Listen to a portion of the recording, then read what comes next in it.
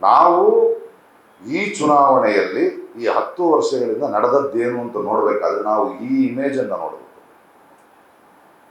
ಯಾವುದರ ಚುನಾವಣೆ ಇದು? ನಮ್ಮ ದೇಶದ ಪಾರ್ಲಿಮೆಂಟ್ಗೆ ನಡೆಯುವ ಚುನಾವಣೆ. ಆ ಚುನಾವಣೆಯಲ್ಲಿ ಎಷ್ಟು ಜನರನ್ನ ಇಡೀ ಭಾರತ ದೇಶ ಗೆಲ್ಲಿಸುತ್ತೆ? ಒಂದು 500ಕ್ಕೂ ಹೆಚ್ಚು ಪ್ರತಿನಿಧಿಗಳನ್ನ, MP ಗಳನ್ನ ಗೆಲ್ಲಿಸುತ್ತೆ. ಆ ಪ್ರತಿನಿಧಿಗಳು ಯಾಕೆ ನಮಗೆ? ನಮ್ಮ ಕಾನ್ಸ್ಟಿಟ್ಯೂನ್ಸಿಯಲ್ಲಿ, ನಮ್ಮ ನಿಯೋಜಕ ವರ್ಗದಲ್ಲಿ ನಮ್ಮ ಮಾತನ್ನ, ನಮ್ಮ ಕಷ್ಟವನ್ನ, ನಮ್ಮ ಕನಸುಗಳನ್ನ, ನಮ್ಮ ಆಶಯಗಳನ್ನ ಪ್ರತಿನಿಧಿಸುವ ಒಬ್ಬ ಪ್ರತಿನಿಧಿಯನ್ನು ನಾವು ಕಳಿಸ್ಬೇಕು. ಈ 500 ಜನ ಹೋಗಿ ಪಾರ್ಲಿಮೆಂಟ್ನಲ್ಲಿ ಕೂತ್ಕೊಂಡು ನನ್ನ ನಿಮ್ಮ ಭವಿಷ್ಯದ, ನಮ್ಮ ಮಕ್ಕಳ ಭವಿಷ್ಯದ, ಈ ದೇಶದ ಆರ್ಥಿಕ ಸಮಸ್ಯೆಯ, ರೈತರ ಸಮಸ್ಯೆಗಳ ಬಗ್ಗೆ ರೂಲ್ಸ್ ಮಾಡಬೇಕು ಅಲ್ವೇ? ಆದ್ರೆ ಈ ಮಹಾಪ್ರಭು ಬಂದ ಮೇಲೆ ಏನಾಗಿದೆ? ಮೋದಿಗೋ ಓಟ್ ದೇನೆ, ನನ್ನ ಮುಖ ನೋಡ್ಕೊಂಡು ನೀವು ಯಾರಿಗಾದ್ರೂ ಓಟ್ ಹಾಕಿ. ಅದಕ್ಕೊಂದು ಗುಂಪು ಶುರುವಾಗ್ಬಿಟ್ಟಿದೆ, ಅವನೇ ದೇಶಭಕ್ತ, ಅವನೇ ಇದು ಅಂತ. ಕೊನೆಗೂ ನಾವು ಆರಿಸ್ತಿರೋ ಸಂಸದರು ಯಾರು? ಈಗ ಆರಿಸ್ತಾ ಇರೋ ಸಂಸದರು ಯಾರು? ಮೋದಿ ಅಂದ್ರೆ ಮಹಾಪ್ರಭುಗಳ ಪರಿವಾರದ ಸಂಸದರುಗಳು ಯಾರ್ಯಾರು? ಮೊದಲನೇ ಪ್ರೈಮ್ ಮಿನಿಸ್ಟರು ಸುಭಾಷ್ ಚಂದ್ರ ಬೋಸ್ ಅಂತೆ.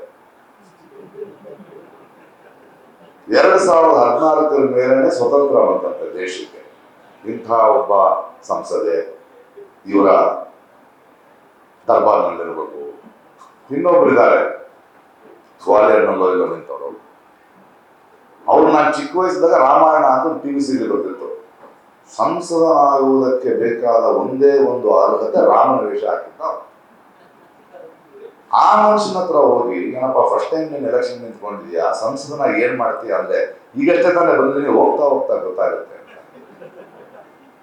ಹೋದ ವರ್ಷ ಒಬ್ಬನ ಆರಿಸಿದ್ರಿ, ಅವ್ನು ಬರೀ IPL ನಲ್ಲೇ ಇದ್ದ ಅಲ್ವೇ? ಇವ್ರಿಗೆ ಯಾವಾಗಲೂ ನಮ್ಮ ದೇಶದ ಸಮಸ್ಯೆ ತೀರಿಸೋದು. ಇನ್ನೊಬ್ರು ಹೇಮಾಮಾಲಿನಿ ಅಂತ ಒಬ್ಬ ನಟಿ, ಅವರ ನಿಯೋಜಕ ವರ್ಗದಲ್ಲಿ ಕೋತಿ ಕಾಟ ಜಾಸ್ತಿ ಆದ್ರೆ ಅದಕ್ಕೆ ಪರಿಹಾರ ಏನ್ ಗೊತ್ತಾ ಹೇಳಿದ್ರು? ಕಾಡಿನಲ್ಲಿ ಹಣ್ಣಿನ ಮರಗಳನ್ನ ಬೆಳೆಸ್ಬೇಕಂತೆ. ಅದು ಯಾವಾಗ ನೆಡಬೇಕು, ಅದಕ್ಕೆ ಯಾರು ನೀರು ಹಾಕ್ಬೇಕು, ಅದು ಯಾವಾಗ ಬೆಳಿಬೇಕು, ಎಷ್ಟು ವರ್ಷ ಅದನ್ನ ಹಣ್ಣು ಕೊಡ್ಬೇಕು. ಅದರಿಂದ ಈ ಕೋತಿನ ಇಟ್ಕೊಂಡು ನಾವೇನ್ ಮಾಡೋದು? ನಿನ್ನಂತ ಕೋತಿನ ಇಟ್ಕೊಂಡು ನಾವೇನ್ ಮಾಡೋದು? ಕರ್ನಾಟಕದಲ್ಲಿ ಎಲೆಕ್ಷನ್ ಬಹಳ ಮುಖ್ಯ. ಆದ್ರೆ ಹೋದ ವರ್ಷ ನಾವು ಒಂದು 27 ಜನರನ್ನು ಕಳಿಸಿದ್ವಿ. 27 ಪ್ರತಿನಿಧಿಗಳನ್ನ ಒಂದು ರಾಜ್ಯದಿಂದ.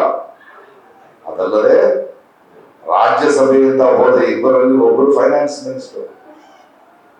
ಎಂತ ಫೈನಾನ್ಸ್ ಮಿನಿಸ್ಟರ್ ಅಂದ್ರೆ, ಈರುಳ್ಳಿ ಬೆಲೆ ಜಾಸ್ತಿ ಆಯ್ತು ಅಂದ್ರೆ ನಾನು ಈರುಳ್ಳಿ ತಿನ್ನಲ್ಲ. ಈ 27 ಜನ ಏನ್ ಮಾಡಿದ್ರು ಈ 5 ವರ್ಷಗಳ ಕಾಲ ನಮ್ಮ ದೇಶದಲ್ಲಿ?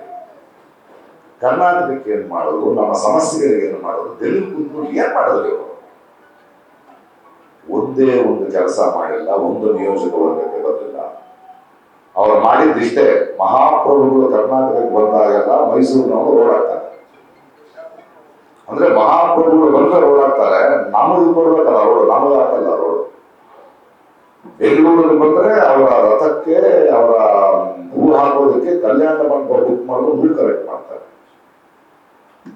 ಕೊನೆಗೂ ಮಹಾಪ್ರಭುವಿಗೆ ಅವರ ದಿಲ್ಲಿ ಆಸ್ಥಾನದಲ್ಲಿ ಬೇಕಿರುವುದು ನಮ್ಮ ಪ್ರತಿನಿಧಿಗಳಲ್ಲ, ಭಾರತ ದೇಶದ ಪ್ರತಿನಿಧಿಗಳಲ್ಲ. ಅವರಿಗೆ ಬೇಕಾಗಿರೋದು ಅವರನ್ನು ಹೊಗಳು ಬಟ್ಟಲು ವಿದೂಷಕರು ಅಷ್ಟೇ. ಈ ಸಲ ಯೋಚನೆ ಮಾಡಬೇಕು ಬೇಡವ ನಾವು? ಈ ಸಲ ಯೋಚನೆ ಮಾಡಿ. ಇವತ್ತು ಎಲೆಕ್ಷನ್ ಯಾವುದ್ರ ಮೇಲೆ ಆಗ್ಬೇಕು? ಮಹಾಪ್ರಭು ಓಡಾಡ್ತಾ ಇದ್ದಾರೆ, ಔರಂಗಜೇಬು, ಟಿಪ್ಪು ಸುಲ್ತಾನು, ವರಕೆ ಓಬವ್ವ ಹಂಗ್ ಮಾತಾಡ್ತಾರೆ. ಮಹಾಪ್ರಭು ಬಂದು 10 ವರ್ಷ ಏನಪ್ಪ ಕಿಸ್ದಿದೀಯಾ ನೀವು ಅಂತ ಕೇಳಬೇಕು ನಾವು. ನಿಮ್ಮ SMS ಏನ್ ಹೇಳ್ತಿದ್ದಾರೆ? ನಾವು ಕಾರ್ಯಕರ್ತರು ನಮ್ಮ ಜನರ ಕೇಳಬೇಕಾಗಿರೋ ಪ್ರಶ್ನೆಗಳನ್ನು, ಈ ಚುನಾವಣೆಯಲ್ಲಿ ನಾವು ಕೇಳಬೇಕಾದ ಪ್ರಶ್ನೆಗಳೇನು?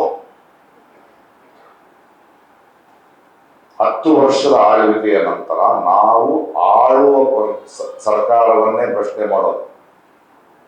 ಬೇರೆಯವ್ರನ್ನ ಯಾಕೆ ಪ್ರಶ್ನೆ ಮಾಡೋಣ ನಾವು?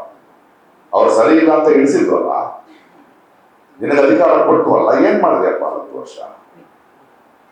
10 ವರ್ಷ ಆದ್ಮೇಲೆ ಏನ್ ಮಾಡಬೇಕು? ವಿರೋಧ ಪಕ್ಷ ಒಂದು ಪ್ರಣಾಳಿಕೆ, ಮ್ಯಾನಿಫೆಸ್ಟೋ ಕೊಡುತ್ತೆ.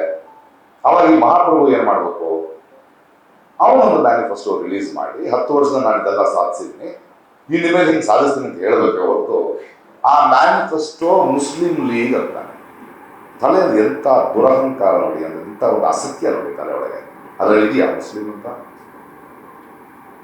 ಒಂದು ರೋಜಾ ಹೂವು ಒಂದು ಮಲ್ಲಿಗೆ ಹೂವು ಹತ್ರ ಹೋದ್ರೆ ಅದ್ರ ಒಳಗಿರುವ ಸುಗಂಧ ನಮಗೆ ಬರುತ್ತೆ. ಈ ಮನುಷ್ಯ ಬಾಯಿ ಬಿಟ್ಟರೆ ದುರ್ಗಂಧ ಬರುತ್ತೆ. ಇದನ್ನು ನಾವು ಪ್ರಶ್ನೆ ಮಾಡಬೇಕು. ಒಬ್ಬ ಪ್ರಧಾನಿ, ಒಬ್ಬ ಮಹಾಪ್ರಭು ಮಾತಾಡೋ ಮಾತುಗಳ ಇವು?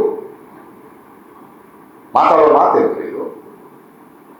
ಎಂತ ಅಹಂಕಾರ ನೋಡಿ. ಅಕ್ಕಿ ಬಾರ್ 400 ಬಾರ್. ಯಾರು ಕೊಡ್ಬೇಕು 400 ಬಾರ್? ನಾವು ಕೊಡ್ಬೇಕು. ಕೊಡಕ್ ಮುಂಚೆ ನೀನೇನಪ್ಪ? ಅಕ್ಕಿ ಬಾರ್ 400 ಬಾರ್ ಏನಾಗಲ್ಲ. ತಮಿಳ್ನಾಡಿನಲ್ಲಿ 0 ಬಂದಾಯ್ತು, 400 1 0, ಕೇರಳದಲ್ಲಿ 1 0, 2 0, 4 ಹುಡ್ಕೊಂಡು ಓಡಾಡ್ಬೇಕು ಅಷ್ಟೇ. ಅಂದ್ರೆ ಅಲ್ಲ, ಏನದು ಅಹಂಕಾರ? ಸರಿನಪ್ಪ, ಅಕ್ಕಿ ಬಾರ್ 400 ಬಾರ್ ಅಂತ ನಿನ್ಗೆ ಅಷ್ಟು ನಂಬಿಕೆ ಇದ್ರೆ 56 ಇಂಚಿನ ದೊಡ್ಡ ಮಹಾಪ್ರಭು ನೀನು, ನಿಜವಾಗ್ಲೂ ನಿನ್ನ ಪಕ್ಷ, ನೀನು 10 ವರ್ಷ ಮಾಡಿರೋ ಕೆಲಸಕ್ಕೆ ನಿನಗೆ ಓಟ್ ಹಾಕಿ ಬರುತ್ತೆ ನಂಬಿಕೆ ಇದ್ರೆ ಯಾಕೆ ಕಳ್ಳರನ್ನ ದರೋಡೆಕೋರ್ನ ನಿನ್ನ ಪಾರ್ಟಿ ಒಳಗೆ ಸೇರಿಸ್ಕೊಳ್ತಾ ಇದೆ? ಭ್ರಷ್ಟಾಚಾರ ತೆಗಿತೀನಿ ಅಂತ ಹೇಳಿದ ಮಹಾಪ್ರಭು ತಾನೇ ನೀನು. ಎಲ್ಲಾ ಭ್ರಷ್ಟಾಚಾರಿಗಳನ್ನ ಜೈಲ್ಗೆ ಹಾಕ್ತೀನಿ ಅಂದೆ. ನೋಡಿದ್ರೆ ಎಲ್ಲಾ ಭ್ರಷ್ಟಾಚಾರಿಗೆ ನಿಮ್ ಪಾರ್ಟಿ ಸೇರ್ಕೊಳ್ತಾವ್ರೆ. ನಿಮ್ ಪಾರ್ಟಿ ಏನ್ ಜೈಲೇ? ಜೈಲೇನಪ್ಪ ನಿನ್ನ ಪಾರ್ಟಿ? ಕೇಳಬೇಕು ಪ್ರಶ್ನೆನ.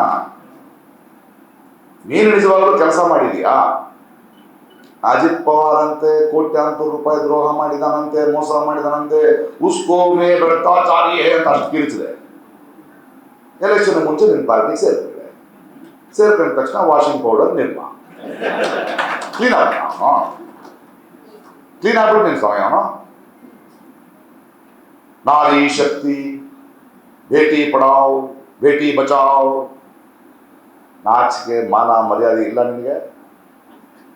ದೇಶದ ತ್ರಿವರ್ಣ ಧ್ವಜವನ್ನ ಎತ್ಕೊಂಡು ಒಲಿಂಪಿಕ್ಸ್ ಪಡೆದ ಹೆಣ್ಣು ಮಕ್ಕಳು ಬಂದ್ರೆ ಸೆಲ್ಫಿ ತಗೊಳಕಾಗತ್ತೆ. ಆ ಹೆಣ್ಣು ಮಕ್ಕಳು ನಿನ್ನ ಪಕ್ಷದ ಒಬ್ಬ MP ಲೈಂಗಿಕ ಕಿರುಕುಳ ಕೊಡ್ತಿದ್ದಾರೆ ಅಂತ ರೋಡ್ ನಲ್ಲಿ ನಿಂತ್ಕೊಂಡು ಹೋಗಿ ಮಾತಾಡ್ಸಕ್ಕಾಗಲ್ಲ ನಿನಗೆ. ಅವ್ರ ಮೇಲೆ ಪೊಲೀಸ್ ಕೇಸ್ಗಳಾಗ್ತೀಯ. ಅವರು ಕೋರ್ಟ್ಗೆ ಹೋಗಿ ಗೆದ್ದು, ಹೈಕೋರ್ಟ್ ನಲ್ಲಿ ಗೆದ್ದು ಆ ಬ್ರಿಜ್ಭೂಷಣ್ ಸುಪ್ರೀಂ ಕೋರ್ಟ್ ಚೀಮಾರಿ ಹಾಕಿದ್ರು ಅವನನ್ನ ನಿನ್ನ ಪಾರ್ಟಿಯಿಂದ ತೆಗೆಯಲ್ಲ. ಯಾಕೆ? ನಿನ್ನ ವೋಟ್ ಬ್ಯಾಂಕ್ ಬೇಕು. ನ್ಯೂಸ್ ಫಸ್ಟ್, ನಿರ್ಭೀತಿಯಿಂದ ನಿಮ್ಮ ಪರವಾಗಿ.